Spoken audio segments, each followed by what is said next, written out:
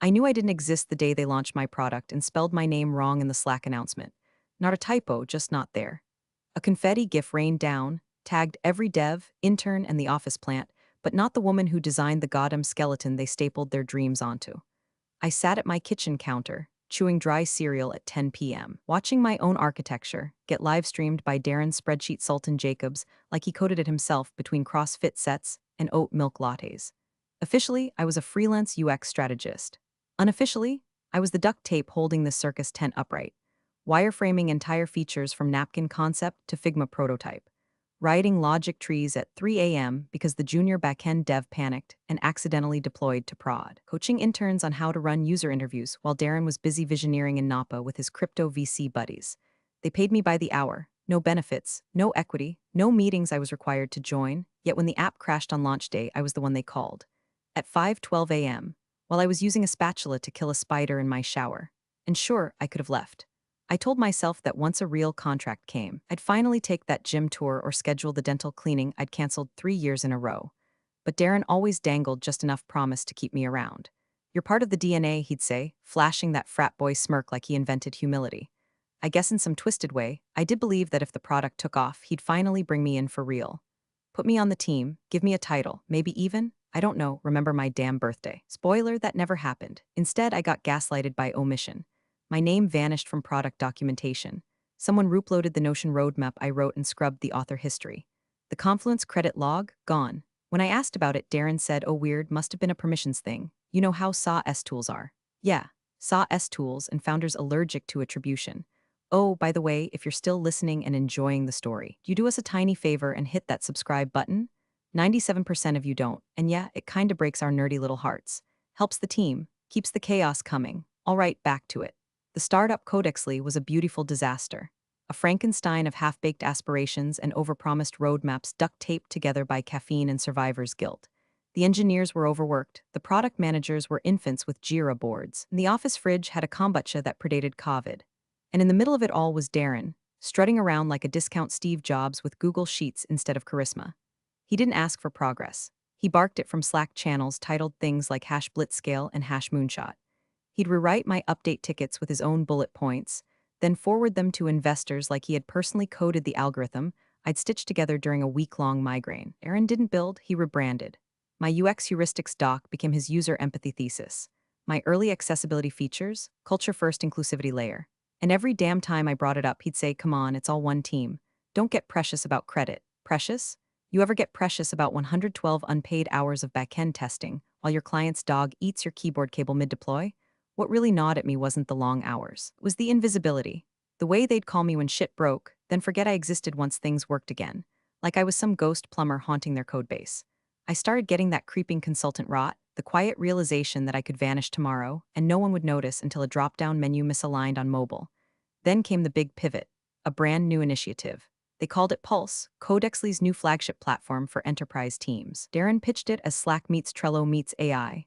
In reality, it was 80% my sketches, 15% my surveys, and 5% the coffee-fueled wireframes I'd sent Darren one night when my heat was out and I was wearing two parkas indoors. He took that pitch deck, slapped on some slide transitions, and sold it to the board like he gave birth to it in his sleep. I watched the launch video in silence. He name-dropped a junior dev who had joined after the MVP was built, but not me. Never me. The comment section was full of "Wow, Darren's a genius," and "Such a visionary." Meanwhile, my blood pressure hit NASA launch velocity.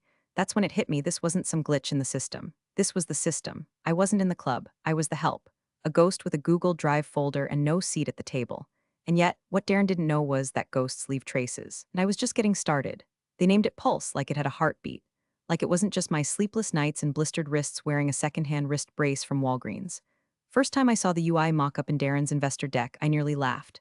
He'd taken the same exact layout I'd emailed him 4 months ago, down to the sidebar gradient I called corporate grief gray, and just swapped out my font. That's it, my hierarchy, my interaction flow, my dynamic filters. He didn't even change the damn button radius. I sat there watching the deck get streamed to the team in a Zoom I wasn't invited to, watching the little investor faces nod along while Darren narrated my roadmap like a campfire ghost story. And here's where we leverage our AI-assisted tagging system to reduce workflow friction. My system. My logic, my data labels, my weeks of customer interviews, two of which happened while I was sick as hell on Dayquil and oatmeal. I recognized every line of it, every wireframe, every usability pain point that I'd flagged and redesigned and tested again. He even kept the dog mascot I added as a joke in the onboarding screens, rebranded it Pulse Pup, said it was part of their approachable intelligence initiative. The first NDA came in at 10:42 p.m. on a Friday. Subject line, just formalities, no rush. I opened the doc and saw what it really was, a retroactive intellectual property waiver. They were trying to wipe the slate, like I never touched the thing. Like I hadn't written every word of that onboarding sequence while hunched over a radiator with a space heater on my feet. It was phrased so nicely. To streamline asset alignment in preparation for potential partnerships, we'd love your signature on the enclosed mutual confidentiality agreement. Darren followed up 10 minutes later with a winky face emoji, and LMK if you need to review with legal smiling face with smiling eyes. I didn't sign, and I didn't wink back. Instead, I opened my personal email archive, found the contract from 11 months ago, buried under receipts for sushi and one unread love letter from a guy I ghosted in 2021. The subject line was, Kickoff Scope Agreement Pulse UX Module. Darren's signature sat right there next to mine. I was credited as lead on core system design, not contributor, not consultant, lead. And like a good little ghost, I saved that PDF to 3 separate hard drives and printed 2 copies, one of which I laminated and stuck between my tax forms and old college transcripts. After that, I went quiet. No righteous confrontation, no flaming Slack message. I knew better. Darren was the kind of guy who weaponized charm. If you raised a flag, he'd smile and pat your head while whispering not a team player into the board's ear. I didn't need vindication. I needed proof, so I started saving everything, every doc revision, every timestamp, every design comment thread with my name on it before someone edited the attribution out. I kept a private Notion page called Gaslight Insurance. It got updated daily, and I started noticing Darren using my phrasing and pitch decks, the way they kept adding new engineers to Pulse without ever mentioning me in onboarding. One guy even DM'd me asking, hey, did you work on the first prototype? I'm reverse engineering the filtering system and your name's in the legacy Figma layer notes. Yes, I did, but officially, I was nobody. Just a ghost on the payroll, clocking hours to advise on interface strategy while the boys club Frankenstein my designs into Frankenpulse. My Slack access to hash pulse dev got sunsetted, Darren's word like I was a failed app feature. The interns I trained got promoted to full-time. They started ignoring my bug reports. Even the Pulse pup lost his animation. Just a frozen little dog now. A tombstone. The bitterness came slow, like a hairline fracture in my trust calcifying into something sharp. I started rereading my old messages, the way I used to pitch things with so much hope. This flow could be our signature interaction. Let's test for accessibility edge cases. If we hit 10K DAUs, maybe we add a badge system? They weren't just ideas, they were beliefs. I believed in this product. I believed I could earn my seat if I just worked hard enough. You can't earn your way into a room built without a door for you. That's when I stopped thinking of Pulse as ours. It wasn't ours, it was mine. And they'd stolen it while calling me family. Funny how betrayal doesn't come with a bang. Just a quiet moment when you realize the applause isn't for you. And never was. I didn't sign the NDA. I didn't scream. I archived. And I waited. The offer came in the form of a calendar invite titled Leveling Up. /Darren speech balloon. No agenda. Just that emoji like a poisoned olive branch. He opened with charm, all toothy grins and startup aphorisms. You've been crushing it, he said, leaning back like a man about to knight me with a company mug. Everyone sees it. Honestly, we should have made this official a long time ago. Then came the scroll of benefits typed out like a ransom note, $78K base before tax. Zero equity, we're capping stock grants till Series B, but maybe next round. Mandatory non-compete for 2 years, and here's the kicker, a retroactive IP assignment clause, binding me to all Pulse contributions past, present, and future. In legalese, I sign, I vanish. My fingerprints wiped clean with a stylized PDF signature and a fake welcome packet. He slid it across the screen like he was offering me a throne, not a padded cell. I smiled, tight, cordial, told him I'd give it a read. What I actually did was open the contract in preview, zoom into 200%, and scream into a pillow so loud my neighbor banged on the wall. 78,000. That was barely above intern wages in SF, minus rent, minus insurance, minus dignity. I checked the signature box section, already prefilled with my name, as if my agreement was inevitable, a formality. Like I should be grateful to be allowed into the kingdom I built. I didn't respond, so he did. My client hours dropped by half the next week. No explanation. My project board access went read-only. He moved our standing 1-1 to as needed. Suddenly, I was only copied on design tickets marked low priority, mostly grammar checks and hover state tweaks. I went from co-architect to digital janitor, quietly unpersoned. Then came Mateo, fresh out of some boot camp with a growth mindset and an ArtStation portfolio full of glassmorphic buttons. Darren introduced him in Slack like he was the second coming of Jobs, pumped to welcome Mateo as our new UX whisperer. He's going to bring a fresh lens to Pulse. I clicked into Mateo's first design file, stared at it for a full minute. He duplicated my dashboard flow, my navigation logic. He even reused my exact naming schema for components, just slapped a sleeker font on it and added a neon logo that looked like an energy drink for programmers. No attribution, no footnote, no based on, just mine, painted over, like I was roadkill on the creative highway. Demo day was the final insult. I wasn't invited, not even as a courtesy RSVP. I found the live stream link buried in a marketing intern's LinkedIn post. Watched the whole thing from my couch in mismatched socks, holding a mug of reheated coffee and heartbreak. Darren strutted onstage in his $600 hoodie, delivering his usual sermon about radical collaboration and harnessing chaos into coherence. Behind him, Pulse's latest build gleamed on a 40-foot screen, my layout, my flows, my animation sequences, presented like a miraculous immaculate conception. Mateo stood off to the side, all gelled hair and performative humility. At one point, he demoed the filter toggles I had literally sketched on the back of a CVS receipt, called it a novel way to reduce interaction fatigue. The crowd clapped like he'd invented the scroll wheel. I didn't cry, not even a twitch. I'd burned through tears weeks ago. What I felt now was pure surgical rage. The kind you don't act on fast, the kind that chills, the kind that calculates. Because here's the thing, Darren thought starving me out would force compliance, that I'd crawl back, desperate and willing. What he didn't know was that I don't beg, I archive, I pivot, I sharpen. So I started writing a different kind of spec, one for escape. Made a list of recruiters I'd helped with UX audits for their side projects. Began reaching out to former clients who still owed me favors. Quietly pinged a startup founder I'd once saved from a UX lawsuit. Even dug up that one CTO who told me, if you ever go independent, call me first. I wasn't powerless. I was patient. There's a difference. You can't kill the architect by locking the doors. She built the damn house. And I had the blueprints. Still warm, still mine. It started like any other cleanup job. Just me, late at night, hunched over my MacBook like a digital archaeologist, sifting through Slack exports and forgotten folders, trying to piece together proof that I existed, that I mattered. That Pulse wasn't some immaculate product child birthed from Darren's imagination, but the Frankenstein I'd stitched together from caffeine, self-doubt, and a decade of user-centered design. First stop, HR. I fired off a simple email, curious, professional, deadpan. Could you forward me a copy of my consultant agreements, just doing some tax cleanup? 3 days later, a reply, hi. After reviewing your file, you don't seem to have formal documentation regarding your direct contributions to Pulse. Feel free to follow up if this was related to a different project. Different project? Lady, the only thing I ever worked on was Pulse. I practically bled it into the keyboard, so I pivoted. Next, I reached out to Justin from Series Seed Capital, one of the first VCs to back Codexly. We talked once at a product showcase, bonded over how broken Notion's mobile UI was. I sent a polite message, hey Justin, hope you're doing well. Quick cue, did Darren ever share the early Pulse white paper? I helped co-author the V1 but haven't seen my name attached lately. His reply, radio silence. That's when it hit me I was already gone, scrubbed, sanitized, like an ink stain under bleach. I logged into our old shared Google Drive folder, gone. Not just my files, everything. Renamed, reorganized, re-owned. My folders were replaced with newer, glossier versions, all attributed to Mateo or the newly anointed core team.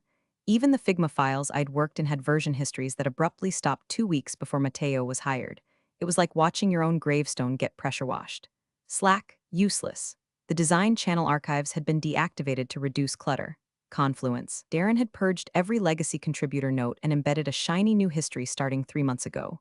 It was deliberate, surgical, like I'd never touched a line, never diagrammed a flow, never sat up until sunrise reworking UI for accessibility because Darren suddenly cared about DEI optics the night before an investor call. I wasn't just being erased. I was being disassembled. And then, I remembered the contract. Not the sanitized NDA Darren sent post facto. No, the original one. The kickoff scope agreement he'd drafted back when Codexly was still 3 idiots in a coworking space, and I was their best-kept secret. I'd asked for clear scope. Darren, in his usual cocky haste, had thrown together a DocuSign template and emailed it to me at 2:14 a.m. with the subject line, just to make this official, lol. I searched my Gmail archive, there it was, and read since last November. Subject, Pulse Logic Module Scope, confidential. I opened it, there it was. Paragraph 6, bolded like a forgotten blessing. Contractor name redacted shall serve as lead UX consultant and co-architect of the Pulse Logic Module and Interface Interaction Systems. Signed, stamped, time logged. Darren's sloppy e-signature sitting next to mine like a drunk snake. I stared at that line for a long time. Let it sink in. Because that wasn't just a contract. That was a grenade. And Darren, the idiot, forgot to cut the fuse. It was all I needed, just one legitimate timestamp link tying me to the spine of Pulse. Enough to raise questions, enough to crack the illusion, enough to set fire to a room built on lies. I printed it twice, uploaded it to 3 encrypted drives. One copy went to a private folder labeled "Break Glass if Screwed." Up until that moment, been trying to reclaim something, credit, visibility, fairness. But standing there in my apartment, contract in hand, surrounded by the ghost of work they tried to memory hole, I realized something else. I didn't want credit anymore. I wanted consequences. Darren built an empire on erasure, on charisma and vapor and shiny fonts. He thought I'd roll over. He thought the silence meant defeat. But he forgot something. Ghosts haunt. And I just remembered how to rattle chains. It started as a whisper, like most things in tech that end in blood. A tweet from a junior engineer at some VC-backed analytics firm, hearing Codexly's about to make a monster move eyes. Then a private LinkedIn message from a recruiter I hadn't spoken to in 2 years. So proud of your work on Pulse. Big win ahead, and finally, a Slack ping from a former intern I'd trained back when Pulse was still duct tape and delusion. Is it true about the half billion? Half billion. That's when I knew Darren was about to cash out. The puzzle pieces fit together like betrayal Tetris. The code freeze, the rushed rebranding, the scrubbed contributor list. They weren't just cleaning house, they were staging it, getting ready to sell. And apparently, someone was willing to drop north of $500M to buy the whole glittering fraud. But what Darren didn't know, what he couldn't know, was that ghosts leave fingerprints. And I'd left mine on every floorboard of that haunted mansion. The email came on a Wednesday, 6:17 p.m. Subject line, Codexly IP verification inquiry. No greeting, just straight to it. Dear Redacted, you're conducting a due diligence process on behalf of our client related to Codexly Inc. Your name appears in early documentation concerning the Pulse architecture, specifically in reference to the logic module. Can you confirm your involvement and whether your contributions were contractually assigned to Codexly at the time? It was from a firm I didn't recognize, one of those white glove and a law outfits that sound more like colognes than companies. The kind of people who wear expensive glasses and say material breached the way most people say please pass the salt. For one long minute, I stared at the email like it was a portal. Because that stray sentence, your name appears in early documentation, was the crack. The overlooked hairline fracture Darren forgot to seal. Somehow, somewhere, that original contract he'd written at 2 a.m. in a WeWork conference room, the one that named me as lead on Pulse's core logic, had been uploaded into the data room, probably by some exhausted analyst batch-dumping legacy files into a box folder. A single forgotten PDF buried in hundreds of due diligence docs, and it had tripped an alarm. I checked the file properties on the contract in my archive again. Yep, my name, time-stamped, metadata intact. The same version I'd printed, laminated, and backed up across 3 cloud drives. I could recite the document code like scripture. Some part of me didn't believe it at first, that after all the scrubbing and silence and careful exile, my name had survived, a ghost in the machine. I drafted a careful reply. No drama, no capital letters, no attached thermonuclear threats. Just, yes, I contributed to the Pulse logic module under a signed agreement dated X. I retain a copy. Please advise if additional documentation is required. I hit send, then sat back and smiled. Because here's the thing about data rooms, they aren't curated showcases. They're messy, sprawling graveyards of past deals, sloppy signatures, and digital DNA. If Darren had thought one step ahead, he would have filtered every contract, scrubbed every metadata tag, cross-referenced every name against current contributors. But he didn't. He was arrogant. He was in a rush. And somewhere in that rush, he left me in the vault. I could feel the pressure starting to ripple. The acquirer had clearly hit pause. You don't ask about IP unless there's a legal hold. Darren had spent months selling a sanitized fairy tale, and now there was a shadow in it, a name that didn't match the sanitized cap table. Mine. I checked Pulse's press kit on their website, still no mention of me. I checked the new pitch deck. Mateo's grinning face beside a headline that said built by passion. I checked the Crunchbase profile, Darren listed as visionary founder with a bullet point that read, inventor of Pulse's proprietary collaboration logic. My logic, my system, my name, and now, my leverage. It was a spark, nothing more, not a win, not a victory parade, but a spark. And when you've been buried under a decade of unpaid overtime and weaponized invisibility, a spark is everything. Didn't know what would happen next, but I knew this, the deal wasn't clean, the data wasn't clean, and Darren's legacy was about to get very, very messy. I clicked send on the email like I was flicking a switch in a nuclear silo. Yes, that is my signature. And yes, the module contains logic and interface systems I designed under the attached contract. Please confirm receipt. 12 words, 1 attachment. No threats, no flair, no exclamation marks. Just facts. The kind that make billion-dollar lawyers flinch. By the next morning, the whispers had stopped. They'd turned into silence. Strategic silence, the kind of silence that means lawyers are huddling in a windowless room somewhere downtown, staring at a PDF that wasn't supposed to exist. I waited. I drank half a cup of coffee. Then the first call came in. Unknown number. I let it ring.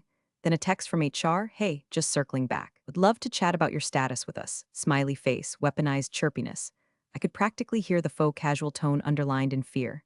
Then Darren, not by email, not through Slack, he called twice. Left a voicemail, hey, wild week, huh, so? Long story short, we realized there might have been some legacy paperwork floating around. Nothing serious, just a cleanup thing. Could really use your help making sure everything lines up so we can all win here. All. And here he was scared. The next email hit an hour later. Subject line, one-time advisory clarification. Inside was a PDF labeled Mutual Acknowledgement of Prior Contributions. What it really was, a retroactive waiver, stripped clean of credit.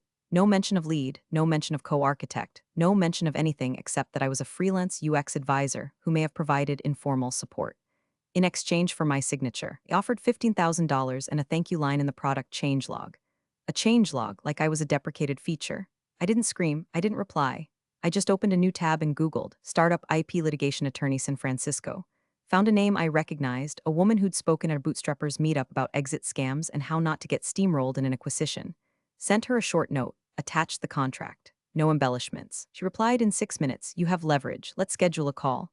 I booked the call for the next morning, then turned off my phone, not for drama, for safety, because I knew what was coming. The second wave hit before sunset. Darren's assistant pinged me via my personal LinkedIn, offering to personally courier the waiver for a signature. She used phrases like just a housekeeping item and would love to get this cleared up before our Friday milestone. Friday milestone. Code for closing day. I stared at the message for a long time. My hands were shaking, not from weakness, from clarity. This was the moment everything snapped into place. They weren't trying to thank me. They were trying to bury me before the check cleared. I sat in the dark for a while, thinking about every time I let it slide. Every time I watched someone else present my deck. Every time I smiled through being sidelined because I didn't want to be difficult. Every damn time I traded credit for the chance to stay in the room.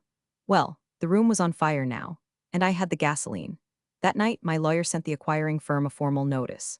My client, name redacted, asserts contribution of IP directly embedded in the Pulse Logic module, protected under the attached agreement. Any acquisition proceeding without addressing this claim may constitute a breach of contract and violation of intellectual property rights. Next day, the deal was paused, formally. Announced via a carefully worded blog post. After careful consideration, we are momentarily delaying our strategic integration to ensure comprehensive alignment. Comprehensive alignment. Translation, we found a ghost in the wires and she has a lawyer now.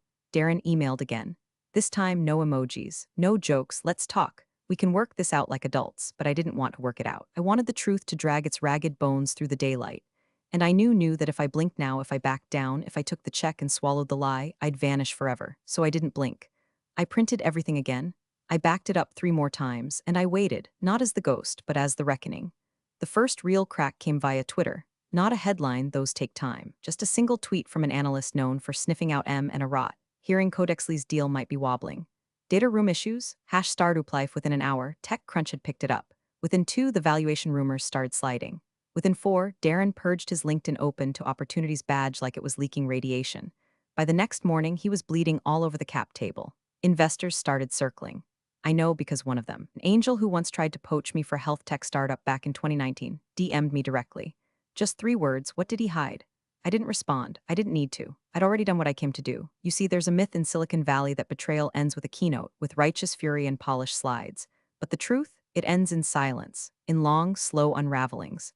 In the way Darren's team's Slack channel disappeared overnight. In the hush that follows when a founder stops returning calls and starts scheduling quick syncs with legal at 10 o'clock p.m. He fired Matteo first, spun it as realignment, then the intern who'd helped clone my design schema, then the content lead who once asked me if accessibility was still trendy. All gone, collateral, like rats sacrificed to keep the ship afloat while the hull was already torn open. Then the Slack deletions started. Entire threads vanished. Years of conversation, documentation, memes. It was as if Darren thought if he just deleted fast enough, the past would stop echoing. But he didn't know I'd exported everything months ago. Slack JSON files, timestamped screenshots, raw Figma logs with design ownership metadata. Even the Zoom call recordings, auto-saved to my cloud when I was the one hosting demos no one else could explain. One by one, I handed those files over to the acquiring firm's legal team. No drama, no demands, just an index of truth with a cover letter. Please see attached material relevant to contributor verification and product origin. The file folder was named Proof of Ghost. Darren, meanwhile, was spinning his little narrative like a rabid DJ. She was just a contractor. She's confused about her role. She got too emotionally invested. He said I was difficult. erratic, that I'd declined a generous offer and was now retaliating for being professionally outpaced. Professionally outpaced, by Matteo, the guy who once asked me what heuristics meant. The story he tried to paint was that I was unstable. The evidence I provided, that I'd been the only thing keeping that product stable. Investors started calling each other. Board members started asking for copies of the contracts Darren signed in the early scrappy phase. And one of them, God bless chaos, leaked my contract to a journalist under the headline, Ghost in the Repo. Did Codexly erase its architect? Suddenly, I wasn't just a footnote, I was the story. But here's the part that surprised even me. I didn't feel triumph, not exactly. No joy, no victory lap, just a quiet, glacial calm. The kind of calm you feel watching a house burn that you used to live in. When you escape from with nothing but your skin and the blueprints they tried to bury you with. I stopped checking the news after day 3, stopped checking Slack, stopped reading the investor threads and blog comment speculation. I wasn't chasing anything anymore. The truth was out there now, leaking through their drywall, staining their nice white pitch deck like blood through linen.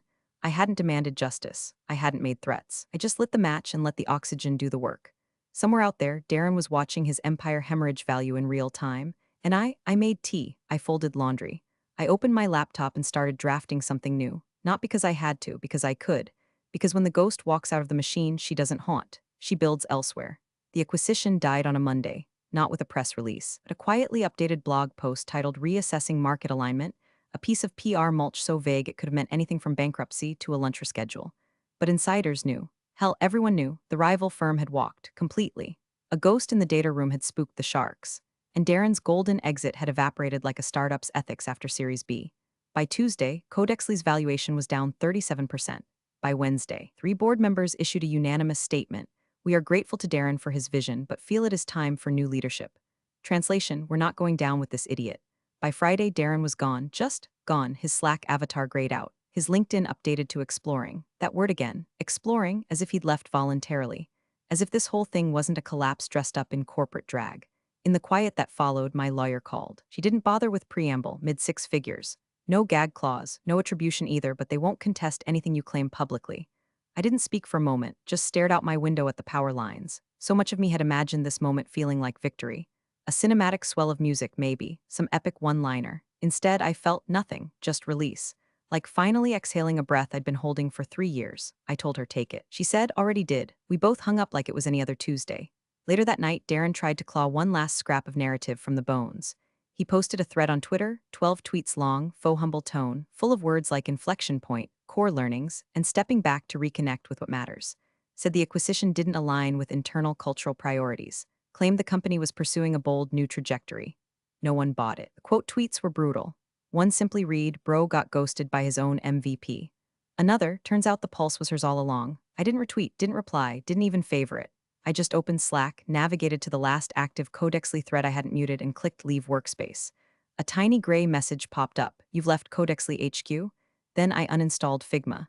Not because I couldn't use it again, because I wouldn't use that instance again. The ghost had no business haunting the old walls. I booked a flight to a country I'd never been to, didn't look at the return date, didn't pack my laptop. Just to carry on, a good pair of boots and the backup hard drive, not because I needed it, but because it reminded me of who I became when everyone tried to pretend I wasn't there. I checked into a quiet villa on a hill, ordered wine at 2 p.m., and watched the sun do what it always does. Rise, burn, fade, unbothered, no fanfare, no justice parade. Just silence and finally peace. I wasn't euphoric, I wasn't giddy, I was done. And sometimes that's better than winning. Codexly limped on, no announcement, no pivot. Just a steady downgrade, feature rollbacks, LinkedIn exits, Slack statuses frozen mid-optimism. Matteo started a YouTube channel about minimalist design. The interns dispersed like confetti caught in a downpour. The blog stopped posting. The roadmap stopped moving. Even Pulse Pup, bless his little PNG face, was quietly replaced with a generic loading spinner. Darren was scrubbed like a stain. No thank you post, no exit interview, not even a Medium essay about learning through failure. Just a memory, brittle and incomplete. People still whispered about what happened, tried to piece together the fall from screenshots and Slack leaks. But nobody really knew, except me. I watched it all from a distance, like a fire I didn't need to tend. The new leadership tried to rally, hired a brand recovery strategist, launched a stripped-down Pulse Lite for small teams, but it never clicked. You can't sell authenticity after you bury its architect. Meanwhile, the rival firm, the one that walked, reached out again. Not officially, quietly. Different lawyer this time, different tone. They weren't interested in Codexly anymore, but they were interested in Pulse. The real Pulse, the version that worked. The version still sitting in encrypted folders with my notes, my wireframes, my decision trees annotated in neurotic detail. I said yes. No press, no promises, just a consulting agreement with no NDA and no pretense. They got a product, I got respect, and I kept the name off the damn website. Wasn't about recognition anymore. It was about truth. And the truth was this: the thing that collapsed Codexly wasn't a lawsuit, it wasn't the contract, it wasn't even me. It was a single line of metadata. See what showed up in that due diligence report, the line that tripped the lawyers and blew up Darren's golden parachute, wasn't the PDF I'd archived or the timestamp screenshots I'd mailed in a padded envelope to my lawyer. It was something far smaller. Buried deep in an early prototype of Pulse's interface was a toggle button. It was labeled, dev only a /b routing v0.3 ux, my name, just a breadcrumb, just a comment, just truth. Darren had scrubbed the decks, rewritten the history, buried every trace. But he missed one thing, that line, that tiny whisper of authorship, that name. It made it into the data room by mistake, got scraped by some automated audit bot, flagged by some exhausted junior associate at 2 a.m., and it unraveled everything. Funny thing about metadata, it always survives the pitch deck. You're the real MVPs of the office jungle. Thanks for watching. Smash that subscribe button, or the coffee pot might just forget your next brew.